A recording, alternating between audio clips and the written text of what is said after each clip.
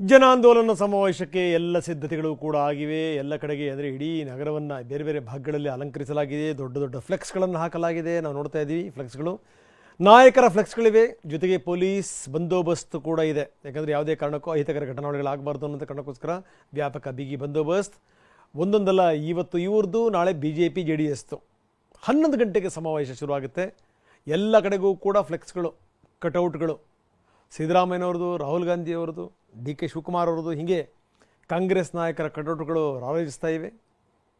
ಸಚಿವರು, ಶಾಸಕರ ಫ್ಲೆಕ್ಸ್ಗಳು ಕಾಣ್ತಾ ಇವೆ. ಜೊತೆಗೆ ಗಮನಿಸಬೇಕಾದಂಥ ಸಂಗತಿ ಅಂದರೆ, ಆ ಫ್ಲೆಕ್ಸ್ಗಳಲ್ಲಿ ಯಾರ್ಯಾರ ಭ್ರಷ್ಟಾಚಾರ ಏನು, ಯಾರ್ಯಾರ ಕಥೆಗಳೇನು, HD ದೇವೇಗೌಡ ಕುಟುಂಬದ ಭೂಕಬಳಿಕೆ ಏನು, HD ದೇವೇಗೌಡರ ಬಗ್ಗೆ, ಕುಮಾರಸ್ವಾಮಿಯವರ ಬಗ್ಗೆ ಮಾಹಿತಿ ನೀಡುವಂಥ ಫ್ಲೆಕ್ಸ್ಗಳು, ಇನ್ನು HDK ನಿವೇಶನಕ್ಕೆ ಮುಡಾ HDKಗೆ ನಿವೇಶನ ಕೊಟ್ಟಿರೋದ್ರ ಬಗ್ಗೆ ಡೀಟೇಲ್ಗಳು, ಈ ರೀತಿ ಜಾಗೃತಿ ಮೂಡಿಸುವಂಥ ಪ್ರಯತ್ನ. ಅಂದರೆ ಒಂದು ಲೆಕ್ಕದಲ್ಲಿ ಏನಂದರೆ, ಜನಾಂದೋಲನ ಅಂತಂದರೆ ಬೇರೆ ಬೇರೆಯವರ ಕಥೆಗಳು ಇಷ್ಟಿದೆ ನೋಡಿ ಅಂತ ತೋರಿಸುವಂಥ ಪ್ರಯತ್ನ. ಮೈಸೂರು ನಗರದ 50ಕ್ಕೂ ಹೆಚ್ಚು ಕಡೆ ಫ್ಲೆಕ್ಸ್ಗಳನ್ನು ಅಳವಡಿಸಲಾಗಿದೆ. ನಮ್ಮ ಪ್ರತಿನಿಧಿ ಪ್ರಸನ್ನ ಈಗ ನಮ್ಮೊಂದಿಗೆ ನೇರ ಸಂಪರ್ಕದಲ್ಲಿದ್ದಾರೆ. ಪ್ರಸನ್ನ, ಒಂದು ಕಡೆ ನಾವು ನೋಡ್ತಾ ಇದ್ದೀವಿ, ಒಂದು ಕಡೆಗೆ ಪಾದಯಾತ್ರೆ ಮುಖಾಂತರ ಏನು ಅಂದರೆ ಈ ಜನರಿಗೆ ಎಲ್ಲ ವಿಷಯಗಳನ್ನು ಮುಟ್ಟಿಸಬೇಕು ಅನ್ನುವಂಥ ಪ್ರಯತ್ನ BJP ಇದು. ಇನ್ನೊಂದು ಕಡೆಗೆ ಜನಾಂದೋಲನವನ್ನು ಮಾಡ್ತಾ ಇದೆ ಕಾಂಗ್ರೆಸ್. ಅಂದರೆ ಯಾರ್ಯಾರ ಹಣೆ ಬರಹ ಏನಿತ್ತು ಅಂತ ಫ್ಲೆಕ್ಸ್ಗಳನ್ನು ನೀವು ಭಾಳ ಹತ್ತಿರದಿಂದ ನೋಡ್ತಾ ಇದ್ದೀರಿ, ನೋಡಿದ್ರೆ ಗೊತ್ತಾಗುತ್ತೆ. ಅಂದರೆ ಕುಮಾರಸ್ವಾಮಿಯವರ ಈ ಭೂ ಕಬಳಿಕೆ ಎಷ್ಟರ ಮಟ್ಟಿಗಿದೆ, ಏನು ಎತ್ತ ಆಸ್ತಿ ವಿವರಗಳೇನು, ಇನ್ನು ದೇವೇಗೌಡರ ಬಗ್ಗೆ ವಿವರಗಳೇನು, ಈ ರೀತಿ ಎಲ್ಲವನ್ನೂ ಕೂಡ ಹಾಕಿದ್ದಾರೆ. ಎಲ್ಲದಕ್ಕೂ ಕೂಡ ಸಜ್ಜಾಗಿದೆ. ದೊಡ್ಡ ಮಟ್ಟದ ವೇದಿಕೆ ಇದೆ, ದೊಡ್ಡ ಮಟ್ಟದ ಕಾರ್ಯಕರ್ತರು ಕೂಡ ಬರ್ತಾ ಇದ್ದಾರೆ ಅನ್ನುವಂಥ ಮಾಹಿತಿ. ಯಾವ ರೀತಿ ಸಿದ್ಧತೆಗಳಿದೆ, ಎಷ್ಟರ ಮಟ್ಟಿಗೆ ಶುರುವಾಗ್ತಾ ಇದೆ, ಯಾವ ರೀತಿ ಕೊನೆಯ ಕ್ಷಣದ ಪ್ರಿಪರೇಷನ್ಗಳು ಯಾವ ರೀತಿ ಸಾಗ್ತಾ ಇದೆ ಪ್ರಸನ್ನ? ರಂಗನಾಥ್, ಮೂಡಾದಲ್ಲಿ ಸೈಟ್ಗಳನ್ನ ಪಡೆದುಕೊಂಡಂತ ಸಿದ್ದರಾಮಯ್ಯನವರು ರಾಜೀನಾಮೆ ಕೊಡಲೇಬೇಕು ಅಂತ ಹೇಳಿ BJP JDS ಇದೀಗ ಬೆಂಗಳೂರಿನ ಮೈಸೂರಿಗೆ ಪಾದಯಾತ್ರೆಯನ್ನ ಮಾಡ್ತಾ ಇದೆ. ಇದಕ್ಕೆ ಕೌಂಟರ್ ಆಗಿ ವಿರೋಧ ಪಕ್ಷಗಳಿಗೆ ಪ್ರತ್ಯುತ್ತರವನ್ನ ಕೊಡೋದಕ್ಕೆ ಇದೀಗ ಕಾಂಗ್ರೆಸ್ ತನ್ನ ಜನಾಂದೋಲನ ಸಮಾವೇಶವನ್ನ ಇವತ್ತು ಆಯೋಜನೆ ಮಾಡಿದ್ದೆ. ಮೈಸೂರು ಮಹಾರಾಜ ಗ್ರೌಂಡ್ ನಲ್ಲಿ ಇನ್ನು ಕೆಲವೇ ಕ್ಷಣಗಳಲ್ಲಿ ಒಂದು ಜನಾಂದೋಲನ ಸಮಾವೇಶ ಕೂಡ ಪ್ರಾರಂಭ ಆಗುತ್ತೆ. ಇದಕ್ಕೆ ಬೇಕಾದಂತ ಸಿದ್ಧತೆಗಳನ್ನ ಎಲ್ಲ ಮಾಡ್ಕೊಳ್ಳಲಾಗಿದೆ. ಬೃಹತ್ ವೇದಿಕೆಯನ್ನ ನಿರ್ಮಾಣ ಮಾಡಲಾಗಿದೆ. ಇಲ್ಲಿ 3 ವೇದಿಕೆಗಳನ್ನ ನಿರ್ಮಾಣ ಮಾಡಲಾಗಿರುವಂತದ್ದು. ಮುಖ್ಯ ವೇದಿಕೆಯಲ್ಲಿ CM Siddaramaiah, DCM DK Shivakumar ಸೇರಿದಂತೆ ಪ್ರಮುಖ ಸಚಿವರು, ಶಾಸಕರು ಕೂತಿರ್ತಾರೆ. ಎಡಕ್ಕೆ ಮತ್ತು ಬಲಕ್ಕೂ ಕೂಡ ಪ್ರತ್ಯೇಕವಾದಂತಹ ಒಂದು ವೇದಿಕೆಯನ್ನು ಕೂಡ ನಿರ್ಮಾಣ ಮಾಡಲಾಗಿದೆ. ಇಲ್ಲಿ ಪ್ರಮುಖವಾಗಿ ಗಮನ ಸೆಳ್ತಾ ಇರುವಂತದ್ದು, ಇವತ್ತು ಸಿದ್ದರಾಮಯ್ಯನವರು ನೇರವಾಗಿ ಮತ್ತು ದೊಡ್ಡ ಮಟ್ಟಿಗೆ BJP ಮತ್ತು JDS ನ ವಿರುದ್ಧ ಅಬ್ಬರಿಸೋದಕ್ಕೆ ಸನ್ನದ್ಧರಾಗಿದ್ದಾರೆ. ತಮ್ಮ ಬಳಿ ದೊಡ್ಡ ಮಟ್ಟಿಗಿನ ದಾಖಲೆಗಳಿದಾವೆ.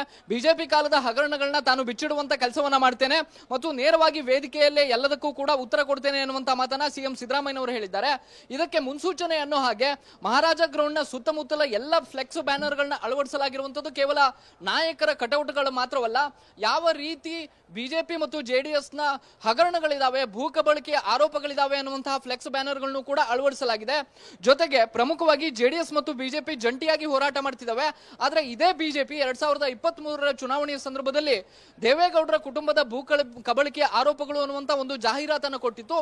ಆ ಜಾಹೀರಾತನ್ನ ಫ್ಲೆಕ್ಸ್ ಗಳನ್ನ ಮಾಡಿ, ಬ್ಯಾನರ್ ಗಳನ್ನ ಮಾಡಿ ಇದೀಗ ಸಮಾವೇಶದ ಸುತ್ತಮುತ್ತ ಸುಮಾರು 15ರಿಂದ 20 ಸ್ಥಳಗಳಲ್ಲಿ ಅಳವಡಿಸಲಾಗಿದೆ. CM ಸಿದ್ದರಾಮಯ್ಯನವರು ಹೇಗೆ ಸೈಟ್ ಅನ್ನ ಪಡೆದುಕೊಂಡಿದ್ರು, ಅದಕ್ಕಿಂತ ಮುಂಚಿತವಾಗಿ ಕುಮಾರಸ್ವಾಮಿ ಅವರು ಕೂಡ ಮೂಡಾದಿಂದ ಸೈಟ್ಗಳನ್ನ ಪಡೆದುಕೊಂಡಿದ್ರು. 36ಕ್ಕೂ ಹೆಚ್ಚು ಸೈಟ್ಗಳು ಕುಮಾರಸ್ವಾಮಿ ಅವರ ಹೆಸರಿನಲ್ಲಿದೆ. ಅದೇ ರೀತಿಯಲ್ಲಿ ಡಿನೋಟಿಫಿಕೇಶನ್ ಹಗರಣದಲ್ಲೂ ಕೂಡ ಕುಮಾರಸ್ವಾಮಿ ಅವರು ಭಾಗಿಯಾಗಿದ್ದಾರೆ. ಈ ಎಲ್ಲ ಆರೋಪಗಳನ್ನ ಮುಚ್ಚಿಟ್ಟು ಇದೀಗ ಪಾದಯಾತ್ರೆಯನ್ನ ಸಿದ್ದರಾಮಯ್ಯನವರ ವಿರುದ್ಧ ಮಾಡಲಾಗ್ತಿದೆ ಅನ್ನುವಂತಹ ಒಂದು ಬಹುದೊಡ್ಡ ಫ್ಲೆಕ್ಸ್ ಅನ್ನ ಇಲ್ಲಿ ಅಳವಡಿಕೆ ಮಾಡಲಾಗಿದೆ. ಈ ಮೂಲಕ ಒಂದು ಅಸ್ತ್ರವನ್ನ ತಾನು ಪ್ರಯೋಗ ಮಾಡೋದಕ್ಕೆ ಕಾಂಗ್ರೆಸ್ ಹೊರಟಿರುವಂತದ್ದು. ನೀವು ಕೂಡ ಗಾಜಿನ ಮನೆಯಲ್ಲಿದ್ದೀರಿ, ನಾವು ಕೂಡ ಗಾಜಿನ ಮನೆಯಲ್ಲಿದ್ದೀವಿ ಅನ್ನುವಂತಹ ಮಾತನ್ನ ಎಲ್ಲೋ ಒಂದ್ ಕಡೆ ಎಚ್ಚರಿಕೆಯ ರೂಪದಲ್ಲಿ ಕೊಡೋದಕ್ಕೆ ಹೊರಟಿದೆ. ಇನ್ನೊಂದು, ಸಿದ್ದರಾಮಯ್ಯನವರ ಪರವಾಗಿ ಇವತ್ತು ಧ್ವನಿ ಎತ್ತಬೇಕು ಅಂತೇಳಿ ಎಲ್ಲಾ ಶಾಸಕರು, ಸಚಿವರಿಗೆ ಸೂಚನೆಯನ್ನ ಕೊಡಲಾಗಿರುವಂತದ್ದು. ಪ್ರತಿಯೊಬ್ಬರು ಕಡ್ಡಾಯವಾಗಿ ಹಾಜರಿರಲೇಬೇಕು ಅನ್ನುವಂತಹ ಸೂಚನೆಯ ಹಿನ್ನೆಲೆಯಲ್ಲಿ ಪ್ರತಿಯೊಬ್ಬ ಸಚಿವರು, ಶಾಸಕರು ಇವತ್ತಿನ ಜನಾಂದೋಲನ ಸಭೆಗೆ ಬರ್ತಾ ಇದ್ದಾರೆ. ಸಿದ್ದರಾಮಯ್ಯನವರನ್ನ ಬೆಂಬಲಿಸಬೇಕು ಅನ್ನುವಂಥದ್ದು ಒನ್ ಲೈನ್ ಅಜೆಂಡಾ.